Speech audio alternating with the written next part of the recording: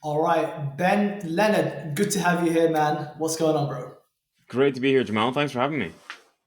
Yeah, good, man. Well, we got connected through a mutual friend, Jordan, Yeah, who I know here in Dubai, and he said, "Hey, there's this guy called Ben, and he can help you sell your business." I thought, you know what? I'll reach out to him, and then I did, and we had a great call. And now you're in the process of actually selling one of my brands, aren't you? that's right. Yep. We don't want to reveal too much, of course, on in the public domain, but yeah, we're Of we're we're, course. we're doing that, and it's a fun space to be in, man. The M&A space is interesting. There's lots of ups, lots of downs, and it's cool because you get to see under the hood of so many businesses. Yeah, of course. But you were in my shoes at one point, selling, building and scaling your own brand. Just talk to us, man, about your journey from where you were before e-commerce, and then how you got into e-commerce, and then the transition from selling your own brand, which was a big, massive exit, and now you're helping other people do the same. Sure, yeah. I got into e-commerce kind of by accident. So I'll try not to bore people with the details, but this does you need the context, right? So I live in Aberdeen in Scotland, which is an oil city. So I worked in oil like everybody else, but my background was a bit different. I was the token dolphin hugger in the industry. My job was to help oil companies be greener. I loved and still do love strength and conditioning training, and I had an idea to start a strength and conditioning brand and sell my products into gyms. And I did absolutely nothing about it. 4 years later, I got really sick with a heart problem. I'm fine now, but I had to stop work for a while, so I needed something to do. And then I remembered that idea to start the brand, so I did. And I really struggled to sell into gyms. And then I found out you could sell online. Why didn't I think of that before? So we sold in the UK and right across Europe and a tiny bit in the Middle East and Australia through our own website and also on Amazon. And then I sold it in late 2019.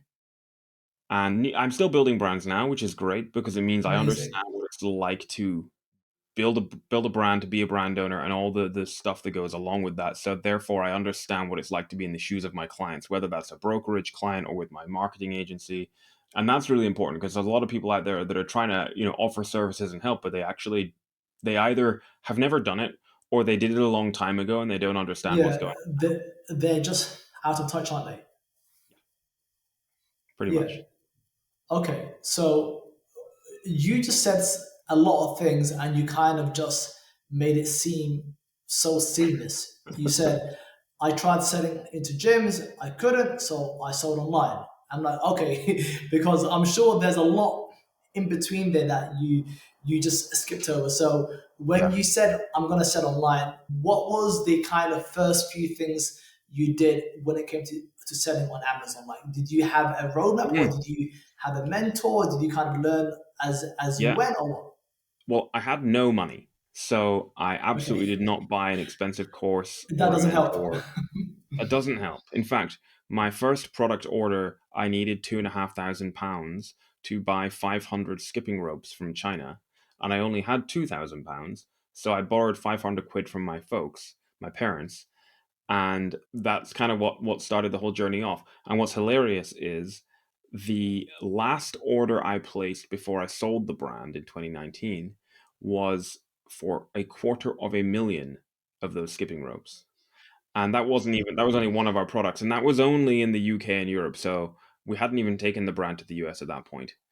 So how did I get started on Amazon? Well, I was researching stuff online to do with manufacturers and freight and whatnot, and I came across a thread in Reddit, which I ended up borrowing into the Amazon FBA subreddit and discovering that you could sell on Amazon. And because until this point, I thought that when you bought on Amazon, you were literally buying from Amazon.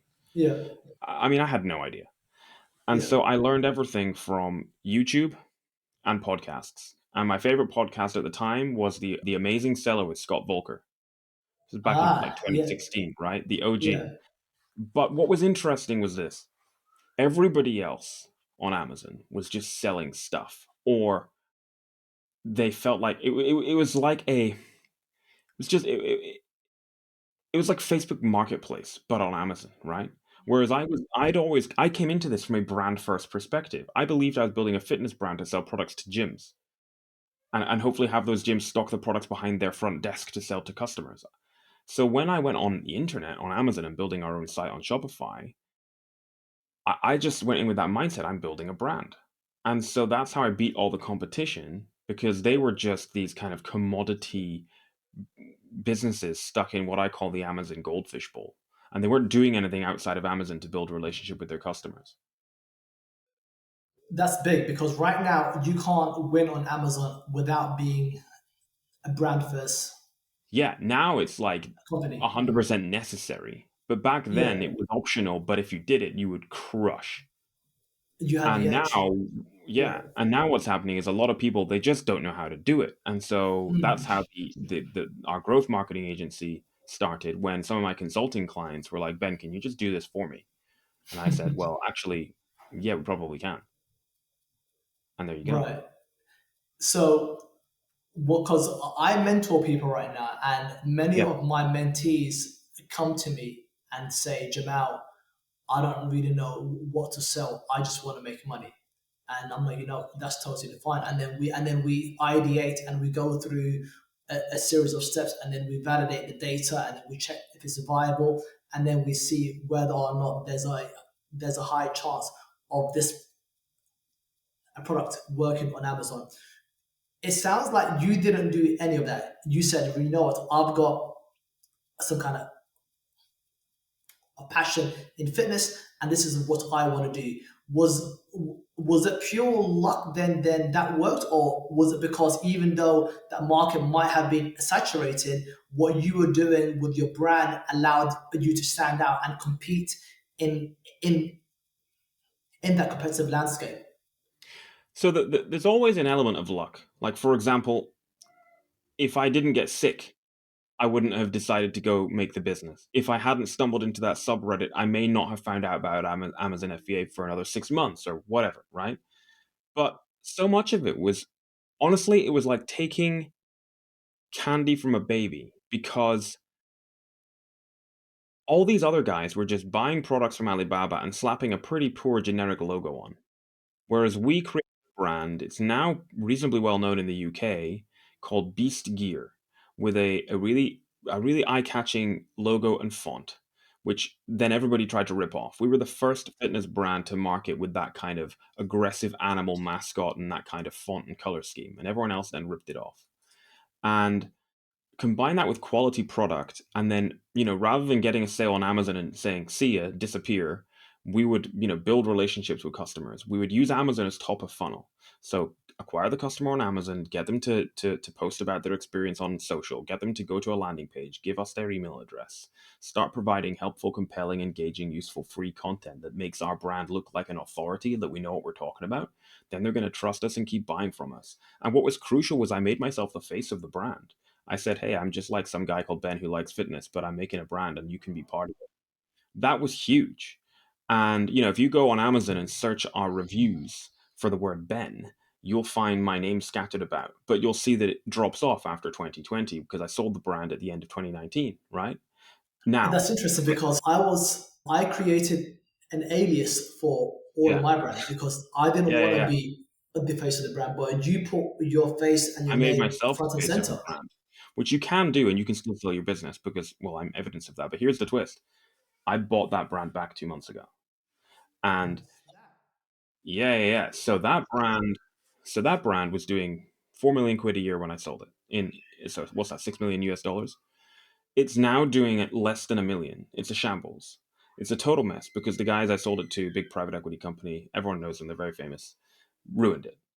And so now I've got it back. If you go to brandrescuemission.com, right now it's just a landing page, but I'm going to document in radical detail how we're going to turn the business around. And no one in our industry is doing this. And they're not doing it for two reasons. Number one is thought leaders in our industry are paranoid about sharing too much that people are going to copy them, which is just kind of nonsense. And number two is most of the thought leaders in our space are total liars and frauds. They either don't have their own brands or they tried it once and failed. So they just decided to like make generic content where they basically pretend to know what they're talking about. Whereas the actual people who are legit, such as yourself, and I know you are, because I'm literally selling one of your businesses right now, that's how we can differentiate ourselves. So I don't believe anyone's doing this in the industry right now. I know some people who have bought their businesses back, but they're not sharing in this level of detail. So we're Yeah, going to because document the whole thing. no, that's a bold mission. I love it, and I was gonna ask you about what happened to your brand after you sold it, but you just Yeah, went well, yeah, there and you go. told me. Huge aggregator. It's public domain. If you just search my name in Beastgear, you'll see who bought it. I'm only not going to mention them by name now because I'm being slightly mean about them, but they screwed it up.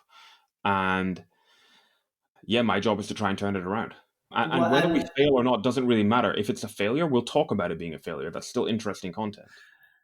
no, absolutely, and I think this whole building in public thing, people want to see transparency. They don't care whether or not you win or you lose. I think everything is a win as long as you're being transparent about it, and I think that's exactly what you're trying to do, right? Yeah, that's the idea. Radical transparency. I think it's refreshing, it's different, and it means you are always authentic. Like you don't have to worry about, oh, what do I do? We just be yourself and tell the truth Yeah, and talk about it. And if we have a disaster in the business, that's a great reason to turn on my camera and start putting on YouTube. yeah, yeah, Talk about absolutely. the disaster. What's the end goal here? Is it simply to kind of, as in, is the ideal outcome that you do turn this around and you get back to where you were, or are you simply doing this as like a thought exercise to see if indeed it is possible to turn a brand around? Like, what are Nah, you trying to get at? I want to take it to where it was and beyond, Yeah, and then sell again. I thought as Um, much. Okay. yeah, the brand rescue mission is a nice like thing to do alongside it. Yeah. Yeah, Yeah, sure. Because the same thing happened to my brand. Because I sold mine in October of 2019, so maybe right about the same time as you. About yeah, two exists. My first one was then October 2019, and the first people I sold it to, they did actually. I worked with them for about 6 months after I'd sold, and but they had a good operating team. And I think that's the thing that most of these private equity firms and aggregators don't have is they don't have good operators. They talk a really good talk. They wear fancy suits. They say all the right things, but they don't know how to operate a brand. So I was actually really happy to see my brand increase after I'd sold it because obviously I'd go out and check up on it every few weeks. yeah, yeah. And then Go on. no, and then they sold it again, Uh-huh. and then so when they sold it to the third part, the third owner, then it tanked, and now it's just gone to shits. Oh, really? That's a real shame. So what happened Yeah, with me is I sold October 2019, and to begin with, everything went great because for a couple of reasons. One was all of the flywheels and funnels I had created, which is something that that I try to teach people to do, and now my marketing agency Peregrine Commerce does. All of that I created was still running. So people were going from my products to my chat flows to our videos to our socials, giving us their email address, coming into our system so that we could keep marketing to them and build in new leads and keep growing the business. And then they stupidly turned everything off. They even shut down the D2C website. And so every single product out there had URLs which didn't work, customer service email addresses that bounced because they were shut down. And so then they wondered why the reviews tanked. We weren't getting new customers coming in. The ranking tanked. There was obviously no sales on our D2C website anymore because it didn't exist. So they literally cut off a revenue stream. No operational capability whatsoever. And I think part of that is that these private equity backed firms struggled to hire the talent because the talent didn't want a job. The talent wanted to build a great brand. That's not to say that they are all bad. You can think of it like evolution, like natural selection, survival of the fittest. Those who are still left now are like they struggled, but they managed to get their house in order. They saw what happened to the guys that failed, and they've managed to get their act together. What's also happened is we've seen the rise of some new aggregators, and they don't like being called aggregators. They want to be called, brand portfolios or digital brand houses or whatever. And they're smarter because instead of being financial guys who raised money to buy e-commerce businesses, they are e-commerce guys who raised money to buy e-commerce businesses, and that kind of works. Yeah, and I guess that's what you did, right? Because you were an operator first and foremost, and then you must have seen some kind of gap in the market where most of these brokers didn't know or didn't understand the Yeah, yeah. challenges. Yeah, so I guess there's two things there. There's the buyers, the aggregators, who didn't understand how to run the businesses, but a lot of terrible brokers who didn't understand how to run a process properly and were just middlemen and didn't understand e-commerce. So when I sold Beast Gear the first time, I worked with one of these generic flipping websites. And in my defense, that was really my only option at the time. This was 2019. But they didn't have accountants. They didn't know what they were doing. They just trained someone in the Philippines to pull down a few spreadsheets and, well, pull down some data from Amazon and Shopify and chuck it in a Google Sheet. The numbers were all wrong. They nearly cost me £500,000 in mistakes. And luckily, my accountant, Alison, who's a genius, fixed all their mistakes. We got the deal done. And at the end of that, she and I said, classic gap in the market here for a better process. And so we founded Ecom Brokers, which I wish we'd called e-commerce investment banking, because it's a much more mature and thorough process than just a brokerage where you just connect people.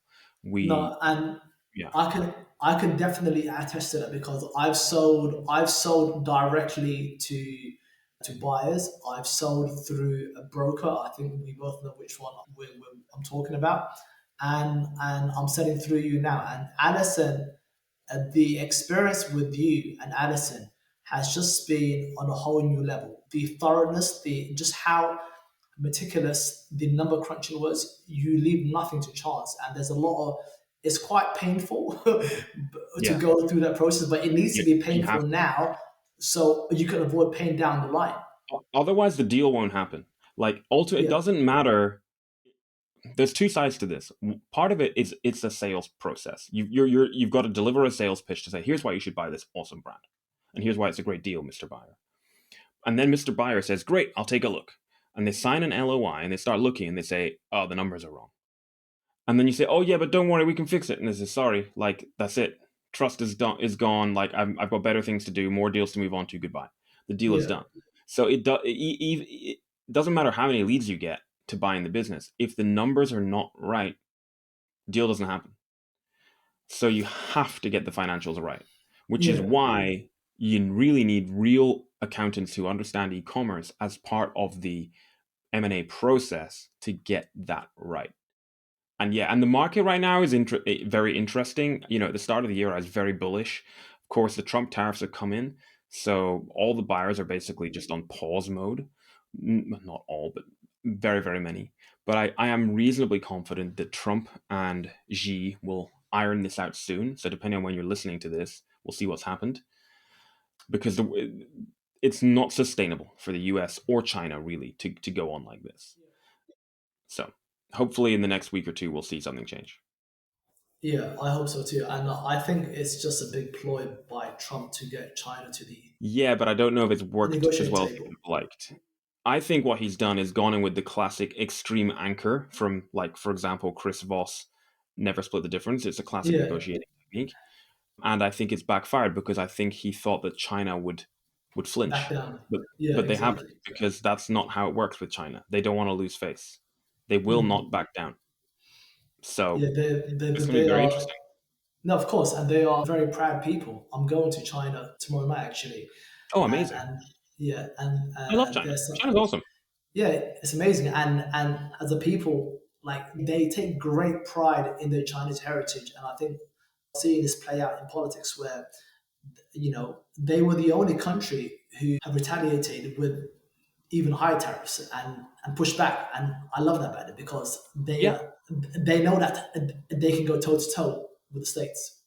Yeah, they know they can. They can. And ultimately, the United States, so many of the things that they rely on, they can't get from anywhere else other than China. And it's hilarious because now Trump has said, okay, actually, there's not tariffs on electronics, which is like most of the imports anyway. Yeah, So there we are. We'll see what happens. I hope that this will be resolved very soon. And then yeah, hopefully the M&A market will pick up again. yeah. I hope so too. But just one final point, because and this is more of a personal question. because you have 3 kids, I've got 3 kids, but you have your finger in multiple pies. You mentioned you're doing this brand rescue mission. You're obviously running the brokerage with Allison. You've also got your agency, which I wasn't aware of. How on earth are you managing all of this and being a dad and a husband? What's going Yeah.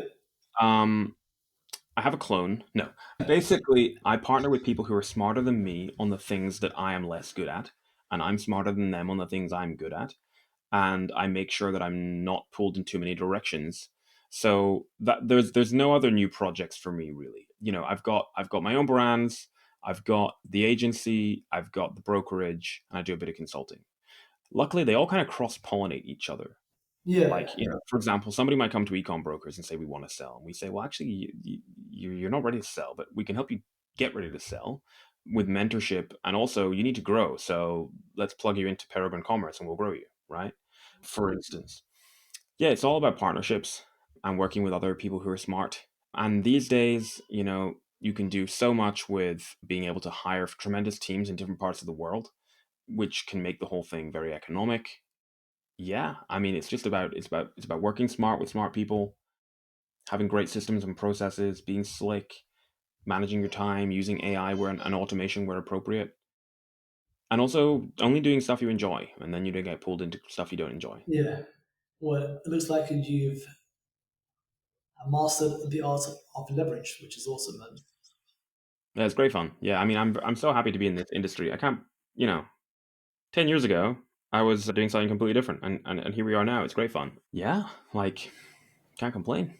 I love it. Yeah, amazing, amazing, man. And I'm glad we've been able to cross paths and now actually work together. So I want to thank you for your time, man. I know you've got to go, and it was great catching up. And I'm sure we'll be, in closer communication in the coming weeks, bro. Cool. Have a great trip to China. All right, cheers, bye.